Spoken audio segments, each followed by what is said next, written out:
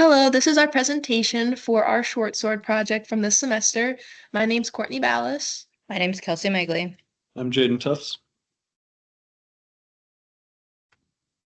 So we're gonna go over our project objective, introduction, constraints and specifications for the project, the evolution and final design, the materials we use to achieve the sword, and our manufacturing operations. And then we'll show a fun demo video at the end and go over our conclusions and any questions. So our project objective was to demonstrate an understanding of how the design choices affect manufacturability and apply the technical methods learned throughout the semester. Overall, we had to develop a manufacturing process and present part drawings for a short sword consisting of a pommel, handle, guard, blade, and tang. Some of the constraints for this project were that the blade would need to be acquired from Roy, which was 1/4 inch by 2 material. Next, the blade must be cut by using a plasma cutter. And we had to take material off of the scrap rack in the machine shop for the pommel, guard, and handle. Then we had to have a blade thickness of 0.25 inches. The sword must include all required components of a blade, pommel, handle, guard, tang. The pommel must be sized properly so that it balances the sword at the end. The specifications were the total length of the sword had to be 16 to 20 inches long. The tang length needed to be 5 to 6 inches in between there. The blade width had to be 1.6 inches, tapering towards the tip. The center of gravity needed to be 3 to 5 inches in front of the guard after the assembly, and the blade must be polished once fully completed. Okay, so for the evolution and the final design, so initially we were very ambitious and we wanted to make our sword really cool and, make it basically out of a video game. And so we wanted to go with the leaf shape blade. And we designed a handle, guard, and pommel around kind of the aesthetic that we were going for with the leaf. And we wanted to make sure that it kind of all cohesively fit together. And so when we actually made the sword, we found out that one of the main issues with a leaf design was that the manual mill, when tilted, it can only really cut in one axis at a time. And so actually cutting the leaf blade would have been difficult. So we ended up switching to a straight length blade. And for simplicity, as well as just to make sure that we could clamp the sword properly to the fixture. Also, we simplified a few things based off of the materials available to us in the machine shop as well. So the guard ended up being flat instead of winged, as well as we found a few blocks of, I believe, 2x3s or 2x2s in the wood shop. So we ended up making a slatted cylinder or cylindrical shape for the handle, and then we wanted to kind of match this aesthetic to the new design. So we made the pommel more into the shape that it's seen in the image. And so the materials that we used, these were some of the, so for the handle, like I had mentioned before, the wood was found in the machine shop, and we chose this material because it was available to us, as well as it gave easier machining process, as well as more comfortable grip compared to the steel or aluminum parts that we were finding.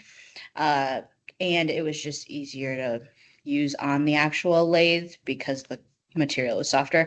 And then for the guard, we found an aluminum plate that fit the guard stock shape perfectly. And also mass for the guard wasn't as critical because for the next slide, I'll show the pommel here is made of a steel rod, which would allow the balance of the sword to be closer to the constraints of, I believe, 3 to 5 inches in front of the guard.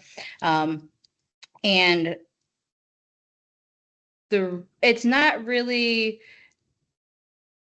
like the machining was a little bit more difficult, but selecting the steel itself, like the material, was important to just make sure that we balanced the sword. And it was, we found a stock that fit the description perfectly. And then the blade itself was, we were given a 1/4 by 2 by 30-inch steel piece of stock from Roy, as mentioned before.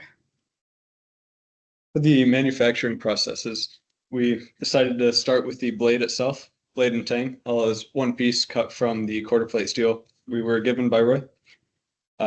We began with a model in SolidWorks that we were able to export into a 2D DXF file that could be fed into the plasma cutter. Once it came off the plasma cutter, there were some very sharp edges, a lot of burrs that could nick you pretty good. So we went through with a file and had to chip all of those off before any other machining was done.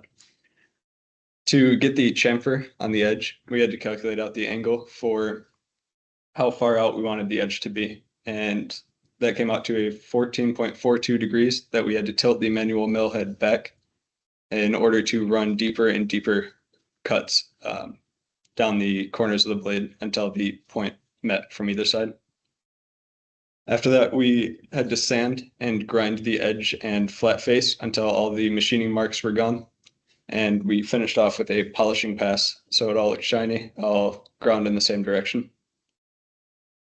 To attach the pommel to the sword, we drilled a 1024 hole into the tang and tapped it, and we were able to insert a thread with the head of a screw cut off into there.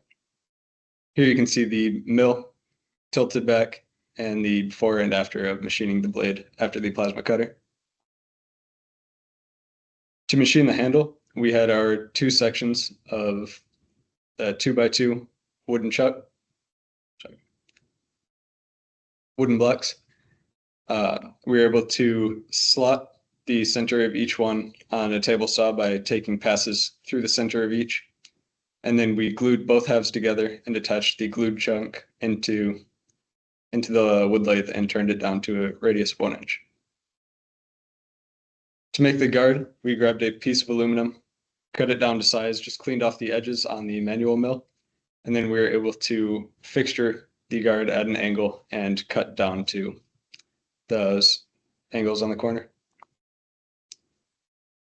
To machine the pommel, we found a piece of 1 1/4 inch stock, round stock, that we were able to feed into the lathe and take steeper and steeper passes on one side until we were able to build a radius on one end, and then cut off that radius on the horizontal bandsaw. Then we drilled and tapped using the lathe into the base of the pommel to thread onto the handle.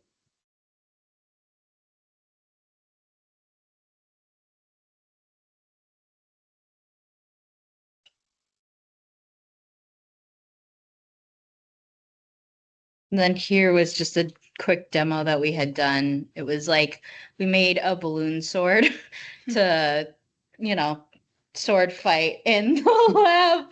And yeah, that was just overall demonstrating that how sharp our blade actually was. Improvements for the future. We found that while we were machining the handle, the block of wood was in at a slight angle. So that center channel was closer to the center on one end and offset on the other. So the handle itself was a little bit angled, which was less comfortable than it could be. If we were to increase the clamping load on the blade when we were milling out the chamfers, it would be a safer process. We had some rattling and loosening of parts. A straighter fixture would have let edges line up a little bit nicer than they had. We had to do some cleanup to get better fitting of edges on the tip of the sword. If we could pull the center of mass a little bit closer to the handle, it would give a more comfortable hold. As it is, it's weighted a little bit forward, probably around the 4-inch range. If we welded the screw for the pommel and tang, we would have run into a lot less machining issues. We broke a couple of tabs into the steel using that small 5/32 drill bit. And having Roy on hand at all times is very nice.